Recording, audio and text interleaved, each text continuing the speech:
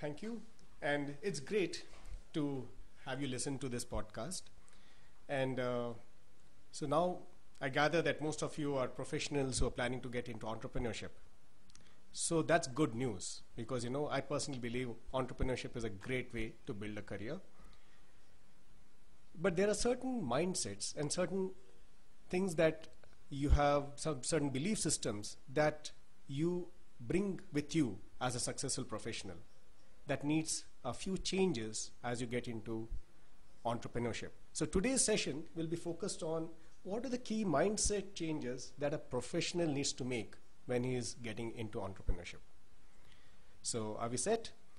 Okay, so the first one is, as a professional, you have been working in the business, but as an entrepreneur or as a businessman, you need to be working on the business.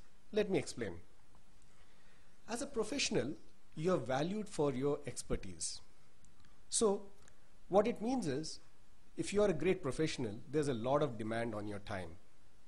So supposing you were a cardiac surgeon, it would mean that you are a great cardiac surgeon either because there are a lot of people queuing up in front of you, or you are able to charge a lot for your time. So essentially, your value as a professional comes in because of because the demand on your time. Now, assume, so as a professional, you get involved in actually doing the business, doing the activity or the day-to-day operations which are required to run the business. And so in that sense, you're in the business. Now say the cardiac surgeon wants to get into business. So what does he do? He opens a hospital. Now what he has done is use his expertise as a surgeon to create an asset, the hospital, which is actually independent of his time. He might choose to operate in the hospital, but he doesn't need to because he can employ other surgeons to do the operations. So what he has to focus on is really to make sure, with his expertise as a surgeon, understanding the field and so on, to ensure that the kind of value that's created for his patients, etc., is world class and they get fantastic treatment. It may or may not be dependent on his time. So as a businessman focuses on his business, not in the business. So supposing the cardiac surgeon, instead of opening a hospital, had said, let me consult in other hospitals.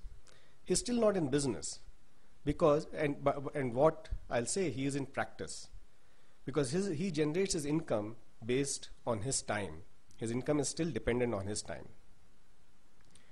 So while as a professional, we consciously or unconsciously try to make ourselves valued for our presence, as a businessman, you would have created a great asset if your presence is not required.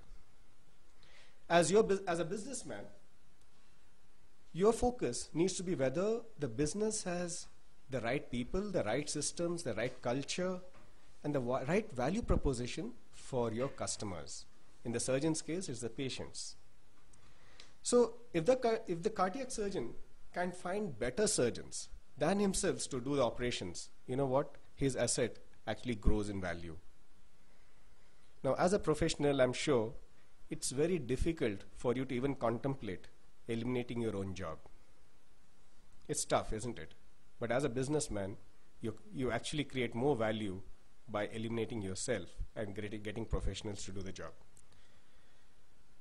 If the cardiac surgeon continues to operate in his own hospital, all he's doing is he's employing himself. I'd say he's a self-employed professional. Now, that is not something new because a lot of times I see a lot of professionals who get into entrepreneurship, they start off doing something which is very similar to what they would be doing in their jobs. That's fine in the beginning because possibly at that point of time you can't afford professionals with the kind of cash flows you're getting. But the way you go about setting the business, you do it in such a way that you set up the systems, processes, and so on and so forth in such a way that tomorrow you could get other professionals to different work.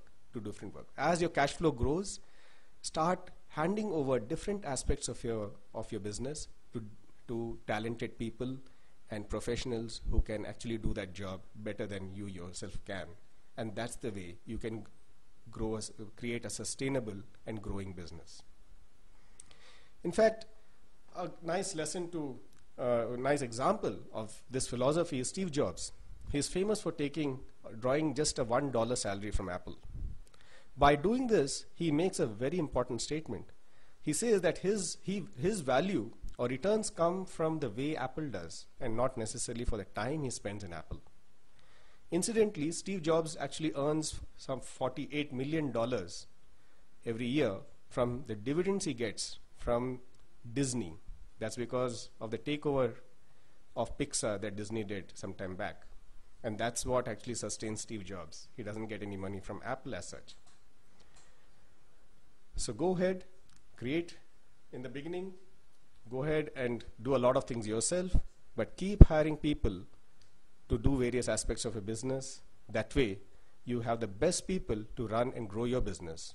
With your own time, do what you are good at and do what you're best at. And that way, you have a very good team in place for your business. The second mindset change is about status. Let me share a story of a friend of mine who was a general manager of a 5-star hotel. And one day, he came to me and said, I want to become an entrepreneur. So I had the privilege of incubating him in my Golden Square serviced offices. And he started a travel-related business. After 9 months, he came to me and said that he was quitting and he wanted to join a job. So I asked him, is it about the income? Was he not making enough? And he said that he was actually making a lot more than his last paycheck. But the reason he was quitting was, as a general manager of a 5-star hotel, he was used to people treating him with a lot of respect and recognition. And now he felt that a lot of people in the industry were not showing him the same kind of respect that he was used to. And he said he was a Leo, the star sign, and he was missing the attention he was getting as a general manager of a 5-star hotel. Now, this kind of thing is quite natural. As a professional, you might be the general manager or a senior position in Apple or IBM, and you'll notice that to the question, what do you do? When you say I'm a general manager in Apple or I'm so-and-so software developer in IBM, you get a lot of respect and recognition immediately, but you need to realize that respect and recognition is not for you, it is for the company that you're working for. The moment you say you're from a startup, the behavior changes and the kind of conversation changes. But remember that this is a sign of respect for you, and the respect will grow as your business becomes successful. In fact, a lot of times as an entrepreneur, you really don't feel the pressure so much because you're so involved in your own venture. The status thing becomes a lot more relevant for your family members because they too get asked the question, what does your husband do and what does your son do? And that is when some of these questions become a little difficult for them to handle. But you know what? Once they know why you're doing what you're doing, and they see the commitment and the passion that you bring in, they also would give you the support. The next mindset change is really about the cash that you spend on a monthly basis on your household expenses. You're used to getting a check every month and spending it on various things for running your household and so on. And that check is going to stop for some time. So what do? I recommend that you plan out your cash flows and have something in place that will take care of your household expenses at least for a year, if not for 3 years. Because the worst thing that can happen to a fantastic business idea is that after 15 months, you kind of realize that you don't have money to pay your house rent. Now, the way you can do that is one, either you have your savings or a nest egg, or you have a spouse who's working. So that will take care of that part of the expense.